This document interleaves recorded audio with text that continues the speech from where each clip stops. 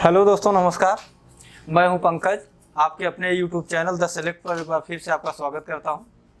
हम लोग जीएस में हिस्ट्री पढ़ रहे थे और हिस्ट्री में मौर्य वंश चल रहा था और मौर्य वंश की कुछ पार्ट आपको अपलोड हो चुके हैं।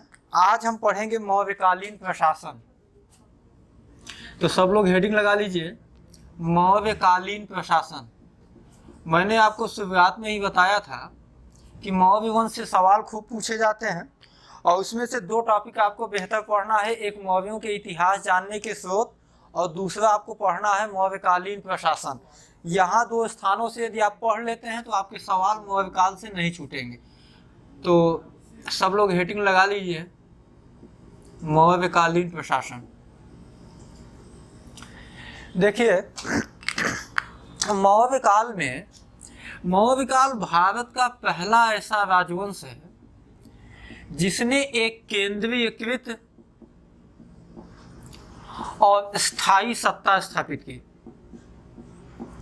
इसके पहले आप लोगों ने हर्यक, शिशुनाग और नंद वंशों को पढ़ा था। उनके प्रशासन को हमने बताया ना, कहीं डिटेल से मिलेगा आपको। कारण ये है कि उनकी कोई स्थायी और केंद्रीकृत सत्ता थी ही नहीं। मौर्यों में पहला मौर्य शासन ऐसा है जहाँ केंद्रीकृत स्थायी सत्ता मिलती है। देखिए, मौर्य काल में जो सत्ता का केंद्र बिंदु वह राजा के हाथ में था, या यूं कहें संपूर्ण शासन व्यवस्था के लिए उत्तरदायी कौन था? वो राजा हुआ करता था। लेकिन राजा की सहायता के लिए मंत्री परिषद होती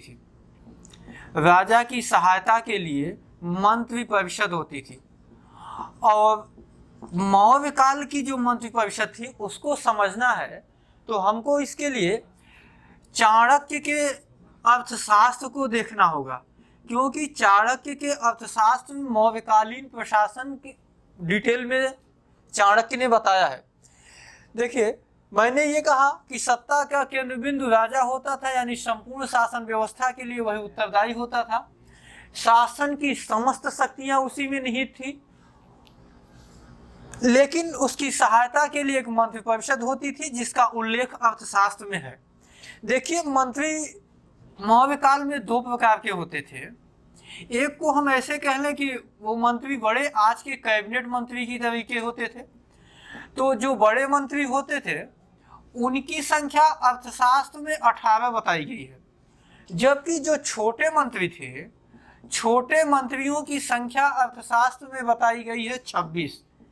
अब इन मंत्रियों के नाम पूछता है एग्जाम में और पूछा जाता है। उदाहरण के लिए क्वेश्चन हम देते हैं, जैसे आपसे ये पूछ लिया गया कि कोषाध्यक्ष विभाग का प्रमुख कौन होता था? तो आपके पास 4 विकल्प होंगे। अब इन 4 विकल्पों के आधार पर ही आपको सही आंसर देना है। तो हम ऐसा करते हैं कि हम बड़े मंत्रियों में जो इंपॉर्टेंट मंत्री हैं, जो एग्जाम में जिनसे सवाल पूछा जाता है, और जो छोटे मंत्री हैं उनके नाम और उनके विभाग हम देख लेते हैं। लेकिन उसको देखने से पहले ये जानिए, अर्थशास्त्र में चाणक्य ने ये लिखा कि बड़े मंत्रियों की संख्या कुल 18 थी, जिन्हें 48,000 पौंड उस समय की मुद्रा थी। 48,000 पौंड वार्षिक वेतन मिलता था, जबकि जो छोटे मंत्री थे इनको वेतन मिलता था 12,000 पौंड वार्षिक। तो कहने का आशय यह है कि जो छोटे 26 मंत्रियों थे उनका वेतन था 12,000 पौंड, जबकि जो बड़े जिनकी संख्या 18 थी उनको मिलता था 48,000 पौंड वेतन। चलिए, अब हम कुछ बड़े मंत्रियों के नाम जो एग्जाम में महत्वपूर्ण है, जो पूछे जाते हैं, उन्हीं के नाम का जिक्र करेंगे। बहुत डिटेल में नहीं पढ़ने की आवश्यकता है, हमको उतना ही पढ़ना है जितना एग्जाम में आता है, क्योंकि जीएस का सिलेबस बहुत लंबा है। तो चलिए, कुछ बड़े मंत्रियों की पहले हम बात कर लेते हैं। देखिए, बड़े मंत्रियों में पहला जो पद होता था वो होता था पुरोहित का। जो पुरोहित होता था वही राजा का प्रधानमंत्री होता था। उदाहरण के लिए, चंद्रगुप्त मौर्य के समय में आपको पता है कि प्रधानमंत्री या पुरोहित कौटिल्य था, जबकि बिंदुसार के समय खल्लाटक था और तीसरा अशोक के समय राधागुप्त था। तो पुरोहित जो होता था वही प्रधानमंत्री होता था। दूसरा जो पद है वो है समाहर्ता का। तो समाहर्ता जो पद है बड़े मंत्री का, उसका काम होता था, वो राजस्व विभाग का प्रमुख हुआ करता था, राजस्व विभाग का प्रमुख। इसके अलावा अगला जो पद था वो सन्निधाता था। सन्निधाता कोषाध्यक्ष विभाग का प्रमुख होता था। अभी मैंने एक एग्जाम्पल स्वरूप सवाल लिया था, उसमें मैंने यही पूछा था कि मौर्य काल में कोषाध्यक्ष विभाग के प्रमुख को क्या कहते थे, तो वो कौन सा पद था, सन्निधाता का। अगला लेते हैं, अगला जो बड़े मंत्रियों का पद था वो सेनापति था। सेनापति वो सेना या सैन्य विभाग का प्रमुख हुआ करता था, सैन्य विभाग का प्रमुख। इसके अलावा युवराज, युवराज उधर जैसे मैंने आपको बताया था बिंदुसार पढ़ाते समय कि बिंदुसार के शासनकाल में अशोक प्रारंभ में उज्जैन का सूबेदार था, बाद में वो हो जाता है तक्षशिला का। उसी तरीके से जो युवराज होता था वो इस पद पर राजा का पुत्र ही होता था, और जो राजा का पुत्र होता था वह किसी प्रांत का प्रमुख होता था, किसी भी प्रांत का प्रमुख होता था। अगला देखते हैं, अगला पद है प्रदेष्टा का। प्रदेष्टा को इंपॉर्टेंट लगाइएगा, पहले आप लोग नोट कर लीजिए, उसके बाद हम बताएंगे इसमें से कौन से इंपॉर्टेंट है, यानी कहाँ से सवाल अधिक आए हैं और कहाँ से कम आए हैं। प्रदेष्टा जो था वो फौजदारी न्यायालयों का प्रमुख था, फौजदारी न्यायालयों का प्रमुख था। देखिए मौर्य काल में दो प्रकार के न्यायालय होते थे, एक को कहा जाता था धर्मस्थीय न्यायालय, दूसरे को कहा जाता था कंटक शोधन। तो जो धर्मस्थीय न्यायालय थे वो भूमि से संबंधित विवादों का निपटारा या दीवानी से संबंधित विवादों का निपटारा होता था, जो कि जब जो कंटक शोधन होता था वो फौजदारी न्यायालय हुआ करता था। अगला है व्यवहारिक। व्यवहारिक जो होता था वो दीवानी न्यायालयों का प्रमुख, न्यायालयों का प्रमुख हुआ करता था। यहीं पर हम आपको दोनों का डिटेल भी बता दें। मैंने अभी ये कहा कि मौर्य काल में न्यायपालिकाएं दो प्रकार की होती थी। नंबर एक को कहा जाता था धर्मस्थीय न्यायालय, दूसरे को कहा जाता था कंटक शोधन। धर्मस्थीय न्यायालय जो हुआ करते थे वो दीवानी मामलों से संबंधित थे, जबकि कंटक शोधन जो न्यायालय थे वो फौजदारी मामलों से संबंधित न्यायालय थे। देखिए धर्मस्थीय न्यायालय जिसका संबंध दीवानी से था उसके प्रमुख को व्यवहारिक कहा जाता था, आपके सामने है, जो किसमें उसकी गणना बड़े मंत्रियों में होती थी जिनका वेतन 48,000 पर होता था।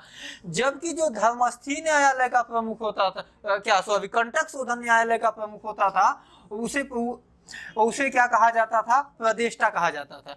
लेकिन इन दोनों का काम अपने अपने क्षेत्र में न्याय देना तो था ही, इन दोनों का काम अपने क्षेत्र में न्याय देना तो था ही, लेकिन इनका निर्णय अंतिम निर्णय नहीं होता था। यदि इनके निर्णय से जो संतुष्ट नहीं होता था वो अपने मामले को राजा के पास ले जाता था और राजा इनके मामलों पर अपना निर्णय दिया करता था। ठीक है, तो कहने का मतलब है कि न्याय का अंतिम केंद्र बिंदु भी राजा हुआ करता था। चलिए अब हम कुछ और अधिकारियों की बात कर लेते हैं। जैसे एक हुआ करता था कर्मांतिक। जो कर्मांतिक जो होता था वो उद्योग धंधे विभाग का प्रमुख।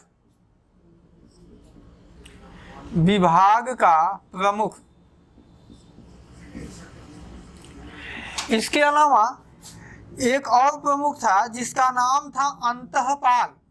तो अंतःपाल जो होता था वो साम्राज्य के सीमावर्ती दुर्गों का, दुर्ग का मतलब किला है, दुर्गों का प्रमुख हुआ करता था। इसको समझना पड़ेगा आपको, क्योंकि अंतःपाल और दुर्गपाल में अंतर आपको जानना आवश्यक है।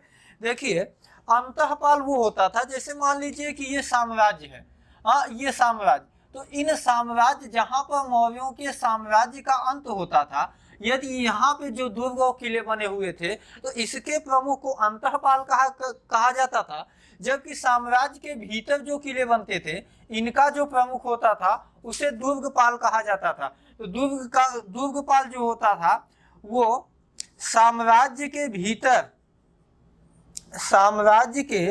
भीतर के किलों का प्रमुख हुआ करता था। इसके अलावा एक और महत्वपूर्ण बड़े मंत्री को आपको जानना है जो पूछा गया कई बार एग्जाम में, आटविक होता था वन विभाग का प्रमुख। आटविक हुआ करता था वन विभाग का प्रमुख। तो ये कुछ बड़े मंत्री थे जो एग्जाम में जिनसे सवाल पूछे जाते हैं। देखिए, आप पुरोहित मत याद करिएगा, और क्योंकि पुरोहित से सवाल नहीं पूछा गया अभी तक, जो इम्पोर्टेंट है उसमें आप संनिधाता को अवश्य याद कर लीजिए, प्रदेष्टा, व्यवहारिक और लास्ट में आटविक। यदि इनमें जितने नाम हमने बताए हैं, यदि इनमें से 4 को भी आप याद कर लेते हैं तो आपके एग्जाम से सवाल जो आएंगे उसको आप कर ले जाएंगे। तो चलिए इसको नोट कर लीजिए या स्क्रीनशॉट ले लीजिए। हम चलते हैं अब कुछ छोटे मंत्रियों की चर्चा करते हैं।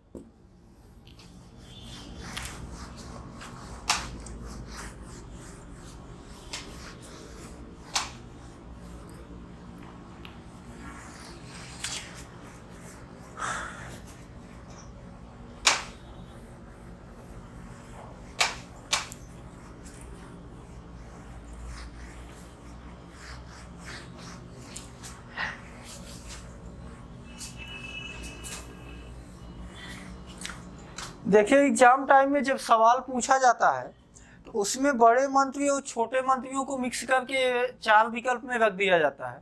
हम आप समझ नहीं पाते, इसके लिए एक चीज ध्यान रखिएगा कि जितने भी छोटे मंत्री हुआ करते थे उन सभी के नाम में लास्ट में आपको अध्यक्ष शब्द जुड़ा हुआ मिलेगा। जबकि बड़े मंत्रियों में आपने देखा कि किसी भी पद के नाम के पीछे या आगे अध्यक्ष शब्द नहीं लगा हुआ था। अब आप उदाहरण देखिएगा, जैसे पहला जो इम्पोर्टेंट छोटे मंत्री थे उसका नाम था पर्णाध्यक्ष। अब आप देखेगा पर्ण और धन अध्यक्ष, तो हर एक छोटे मंत्री के नाम के लास्ट में अध्यक्ष शब्द जुड़ा होगा। तो इसीलिए अगर अध्यक्ष शब्द जुड़ा मिल जाए तो आपको समझ जाना होगा। यदि इनमें से मान लीजिए आपसे ये पूछ लिया जाए कि पर्णाध्यक्ष का वेतन कितना हुआ करता था, तो आप बताइएगा 12,000 पर्ण। क्यों? क्योंकि अध्यक्ष शब्द लगा है, और अध्यक्ष शब्द कौन से मंत्री हुआ करते थे? छोटे मंत्रियों को कहा जाता था। तो ये पर्णाध्यक्ष जो होता था वो वाणिज्य विभाग का प्रमुख होता था, वाणिज्य विभाग का प्रमुख। इसके अलावा अगला जो है वो था सुराध्यक्ष। सुराध्यक्ष होता था आबकारी विभाग का प्रमुख।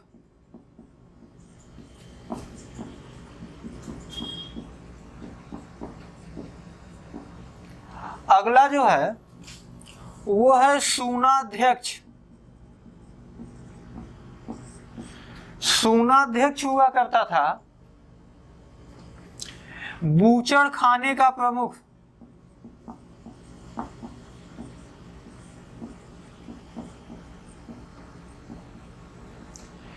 इसके अलावा सीताध्यक्ष, ये बहुत इंपॉर्टेंट है, ये कई बार एग्जाम में पूछा गया है, तो सीताध्यक्ष अवश्य याद करिए। सीताध्यक्ष ये हुआ करता था राजकीय भूमि का प्रमुख। राजकीय भूमि का प्रमुख। और एक चीज यहाँ पे और जानिए, राजकीय भूमि को ही सीता कहा जाता था मौर्य काल में। तो जो राजकीय भूमि है वो सीता, और उसके प्रमुख को सीताध्यक्ष। तो ये जो सीताध्यक्ष होता था वो राजकीय भूमि का प्रमुख हुआ करता था। इसके अलावा गणिकाध्यक्ष,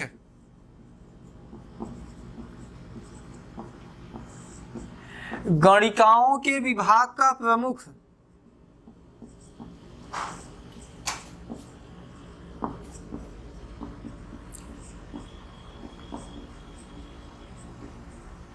विभाग का प्रमुख। इसके अलावा आकाराध्यक्ष, ये खान विभाग का प्रमुख हुआ करता था।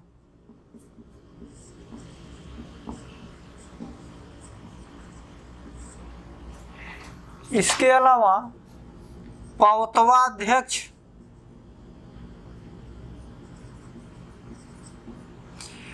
पौतवाध्यक्ष हुआ करता था माप तौल विभाग का प्रमुख।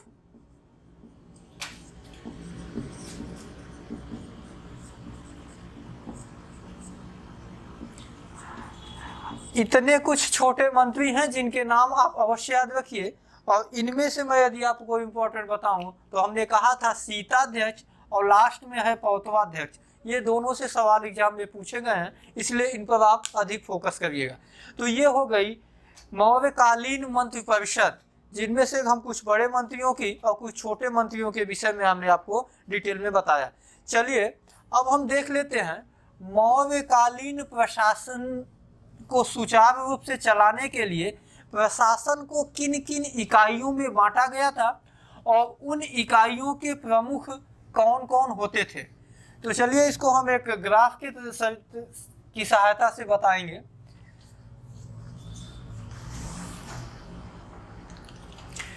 अब आप लोग हेडिंग लगा लीजिए, मौर्यकालीन प्रशासन की इकाई।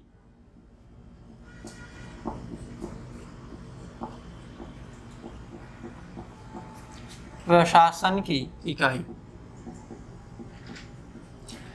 देखिए, जो सबसे ऊपर था वो कहा जाता था साम्राज्य।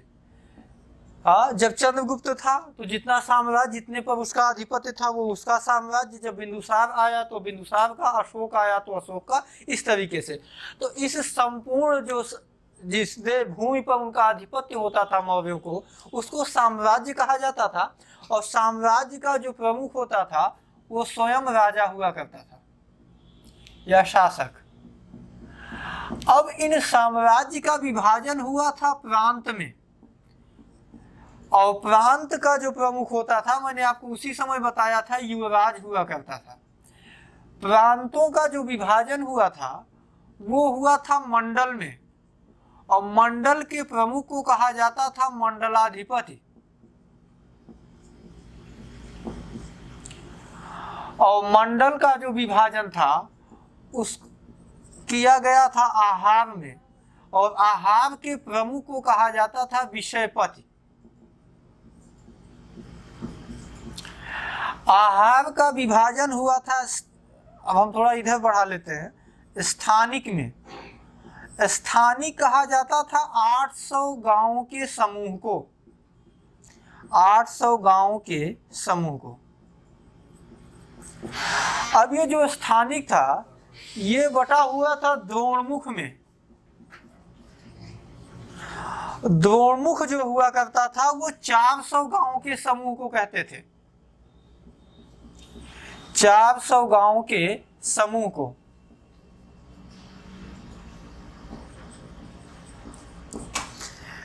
द्रोणमुख जो बटे थे वो बटे हुए थे खारवटिक में, और खारवटिक जो हुआ करते थे वो 200 गांवों के समूह हुआ करते थे।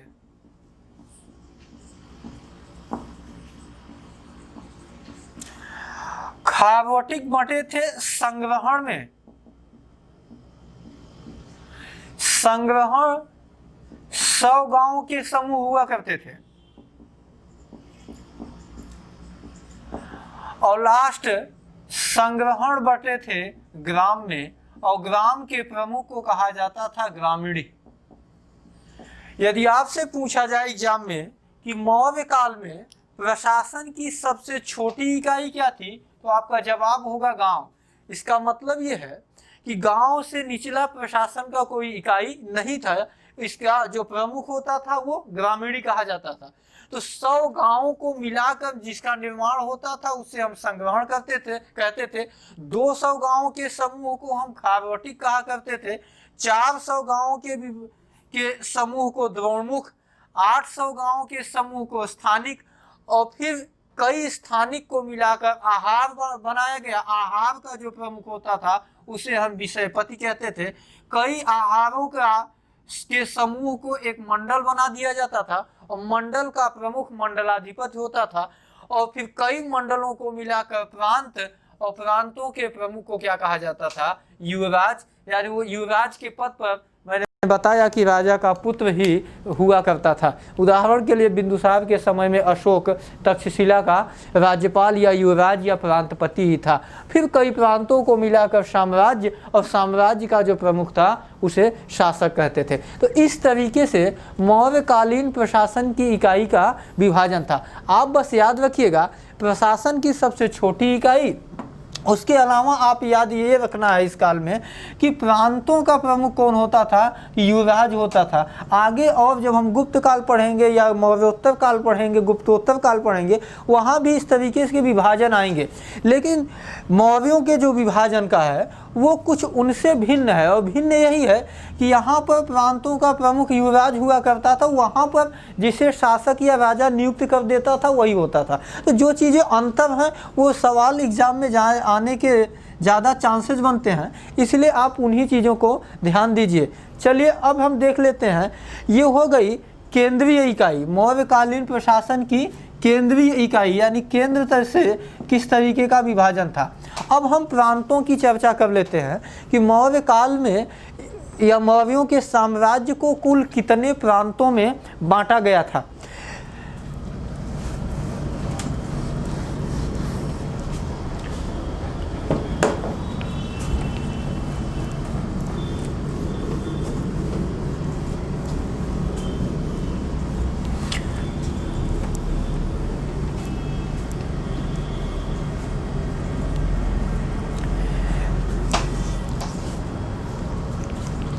हेडिंग लगा लीजिएगा, मौर्य साम्राज्य में प्रांतों की संख्या।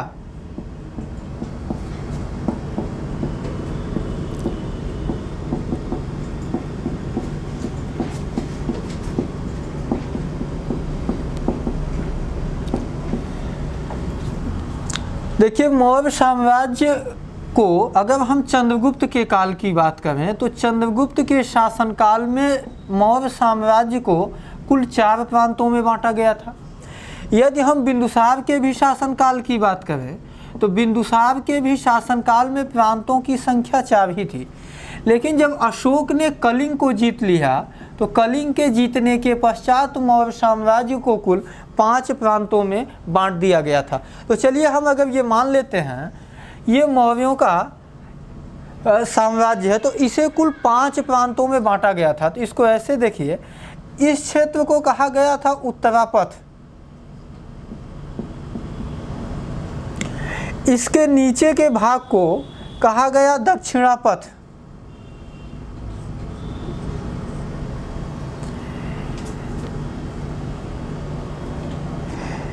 मध्य क्षेत्र को अवंती, इधर के क्षेत्र को कहा गया कलिंग जो अशोक ने जीता था, और उसके ऊपर के प्राची या प्राशी। देखिए कि बुक में दोनों शब्द मिलता है, इसलिए आप दोनों शब्दों पर ध्यान दीजिए। तो इस तरीके से मौर्यों के साम्राज्य को कुल 5 भागों में बांटा गया था।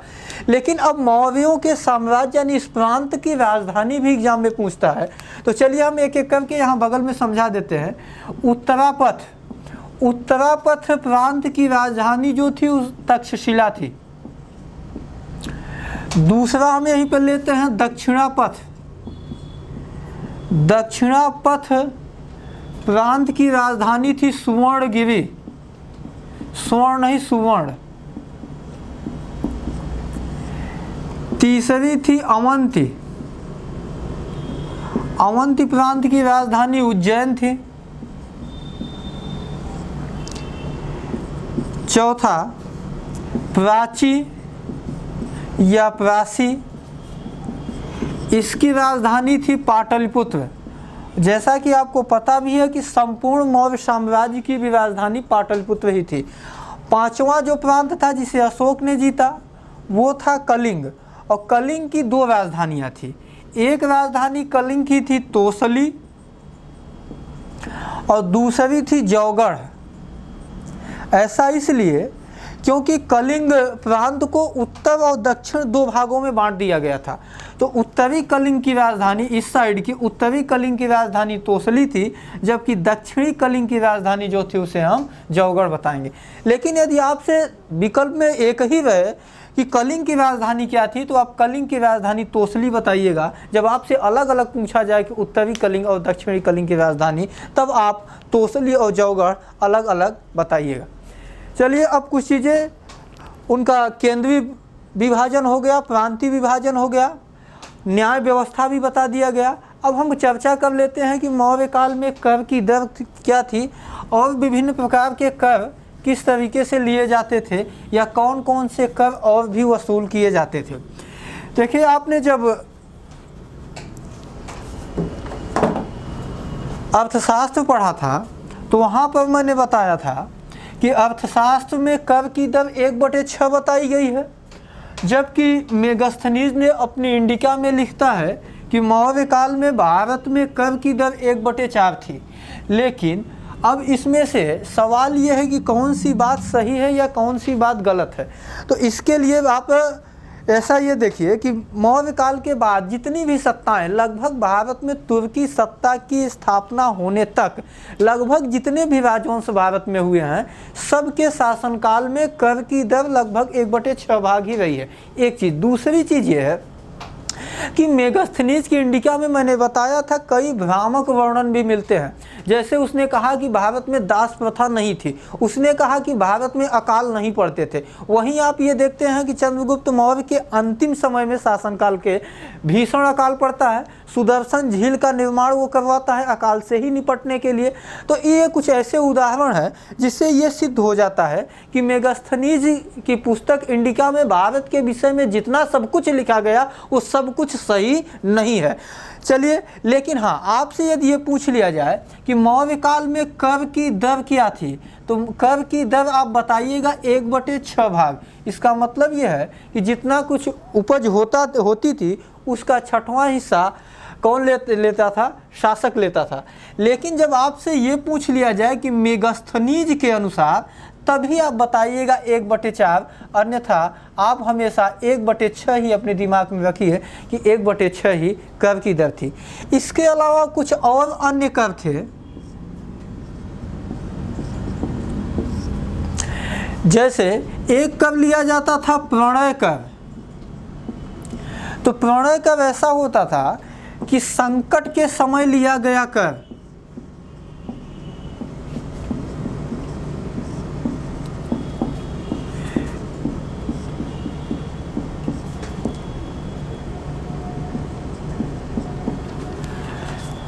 दूसरा एक महत्वपूर्ण कर का नाम मिलता है वृष्टि। वृष्टि का मतलब था बेगारी, और बेगारी से आशय ये होता है बिना पारिश्रमिक करवाई गई मजदूरी।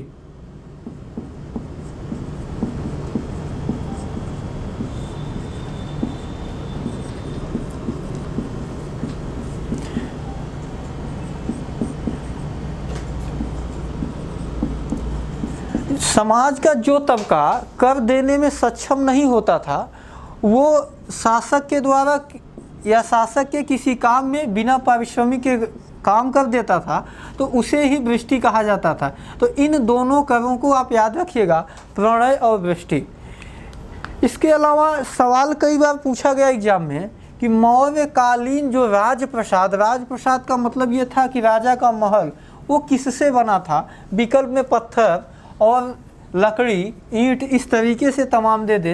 तो आप ध्यान रखिएगा, हो सकता है सुनकर थोड़ा सा आप लोगों को असंभव भी लगे कि मौर्यकालीन जो राजप्रसाद थे वो पूर्णतः लकड़ी से बने हुए थे। ये सवाल आपके एग्जाम में कई बार पूछा गया कि मौर्यकालीन राजप्रसाद किससे बने थे? लकड़ी से बने थे। और मौर्यकालीन राजप्रसादों के विषय में यानी महलों के विषय में दो लोगों की टिप्पणी बड़ी महत्वपूर्ण है। एक टिप्पणी जो किया है मेगास्थनीज ने, उसको हमने आपको बता ही दिया था कि मेगास्थनीज ने मौर्यकालीन राजधानी पाटलिपुत्र या राजप्रसाद को देखकर कहा था कि पाटलिपुत्र नगर 80 स्टेडिया लंबा और 15 स्टेडिया चौड़ा में बसा हुआ था। उसके चारों ओर 30 हाथ गहरी खाई थी। इसके अलावा उसने ये भी बताया था कि मौर्यकालीन राजप्रसाद इतने सुंदर थे कि यूनान के 2 शहर सूसा और एक बतना के महल जो अपनी महल की सुंदरता के लिए जाने जाते हैं, वो भी उनकी तुलना नहीं कर सकते हैं। ये मेगास्थनीज का है। आप पिछली वीडियो में देखेंगे तो वहाँ हमने इसको डिटेल से बताया है। दूसरी एक टिप्पणी पूछी जाती है, जो चीनी यात्री फाहियान भारत आया।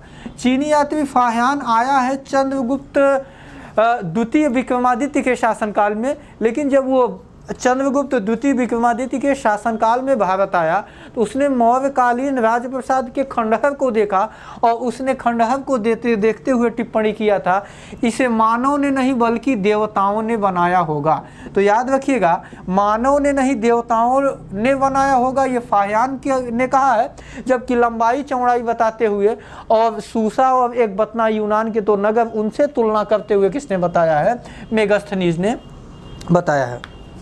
नोट कर लीजिए, फिर हम आगे बढ़ते हैं।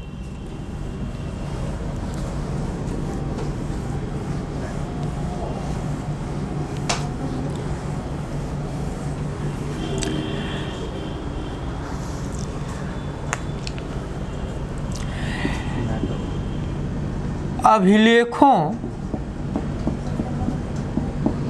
के निर्माण की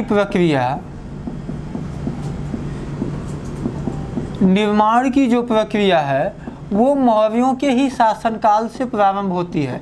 लेकिन एक चीज़ ध्यान रखिएगा, मौर्य काल में मंदिरों की स्थापना नहीं हुआ करती थी भारत में। यदि आपसे ये पूछ लिया जाए कि भारत में पहली बार मंदिरों की स्थापना कब हुई, तो आप जवाब गुप्त काल दीजिएगा। कहने का आशय ये है कि हम आप ये समझ सकते हैं कि प्राचीन काल का पहला एकीकृत, पहला एक व्यवस्थित शासन व्यवस्था मौर्यों की थी, तो हो सकता है वहाँ मंदिर के साक्ष्य हो। नहीं, मंदिर के साक्ष्यों का उल्लेख नहीं मिलता। और मौर्य शासक या तो जैन धर्म के अनुयायी थे या तो बौद्ध धर्म के अनुयायी थे। और जैन और बौद्ध धर्म के अनुयायी होने के साथ साथ मैंने ये भी कहा आपको कि मौर्य काल में मंदिर की व्यवस्था नहीं थी। एक चीज़, दूसरी चीज़ ये जानिएगा कि मैंने आपको इकोनॉमिक्स की वीडियो में बताया है, लेकिन चलिए यहाँ फिर से मैं चर्चा कर देता हूँ। देखिए, यदि कोई राजा या किसी देश की सरकार या किसी देश की केंद्रीय बैंक कोई मुद्रा जारी करती है तो उस मुद्रा को हम कहते हैं विधिक मुद्रा। और भारत में विधिक मुद्रा का प्रचलन हिंद यवनों के शासनकाल से हुआ है। हिंद यवन भारत में पश्चिमोत्तर सीमा से आने वाले आक्रमणकारी थे मौर्यों के पतन के पश्चात। तो भारत में विधिक मुद्रा कौन सी है? या उस देश का राजा या उस देश की सरकार या उस देश की केंद्रीय बैंक निर्गमित करती है, तो उसे ही विधिक मुद्रा कहा जाएगा। और हिंद यवन, मैंने कहा कि पहली बार विधिक मुद्रा या मुद्रा का आविष्कार भी ये कब हुआ? हिंद यवनों के शासनकाल में। तो इसका मतलब ये समझ में आना चाहिए आपको कि मौर्य काल में भारत में मुद्रा का आविष्कार नहीं हुआ था। और जब भारत में मौर्य काल में मुद्रा का आविष्कार नहीं हुआ था तो सवाल आपके दिमाग में होगा इस फिर क्रय और विक्रय का माध्यम क्या हुआ था। तो इसके लिए आप समझिए कि आप लोगों ने नाम सुना होगा पंचमार्क सिक्के। इंग्लिश में इसको हम पंचमार्क कॉइन बोलते हैं, जबकि हिंदी में इन्हें पंचमार्क सिक्के, जबकि इसे हिंदी में आहत सिक्के कहा जाता है। तो देखिए, आहत सिक्के न उस काल के राजा ने निर्गमित करवाया था, न उस काल की सरकार, न केंद्रीय बैंक ने। ये जो पंचमार्क सिक्के या आहत सिक्के हुआ करते थे, ये उस समय के विभिन्न व्यापारिक समूहों के द्वारा, जैसे मान लीजिए एक व्यापारी का समूह ये है, दूसरे का ये है, तीसरे का ये, चौथा का ये 4 समूह है व्यापारियों का। तो व्यापारी क्रय विक्रय के लिए अपने अपने समूह का अपना एक सिक्का जारी करते थे और उस सिक्के पर प्रतीक के तौर पर, चिन्ह के तौर पर किसी फूल, किसी पत्ती, किसी जानवर, किसी पशु का चित्रांकन करते थे।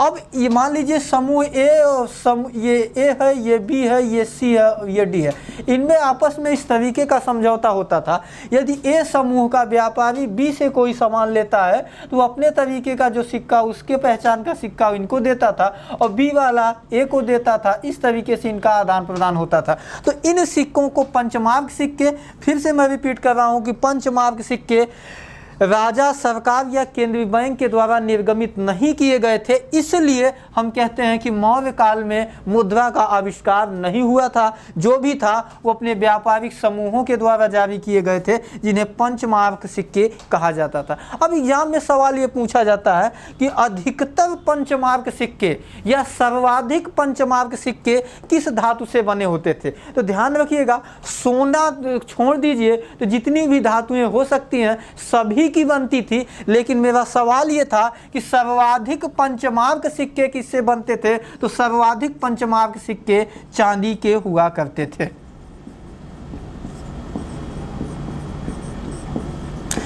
भारत में सिक्कों का एक बड़ा इतिहास ही है, तो एक दिन हम पूरे सिक्कों का ही टॉपिक लेते हैं, मुद्रा का टॉपिक ही लेंगे। उसमें हम आपको बताएंगे कि भारत में कब सोने के, कब चांदी के, कब शीशे के, चमड़े के, या कब सांकेतिक मुद्रा, कब विधिक मुद्रा, इस तरीके की एक अलग से ही वीडियो हम बनाएंगे, तो फिर आप उसको समझिएगा। तो ठीक है, मौर्यकालीन प्रशासनिक व्यवस्था यहीं से समाप्त होती है और आपका अब जाके पूरा मौर्य काल का चैप्टर जो है वो समाप्त हुआ। अब अगला जो चैप्टर हम पढ़ेंगे वो पढ़ेंगे मौर्योत्तर काल। ठीक, थैंक यू।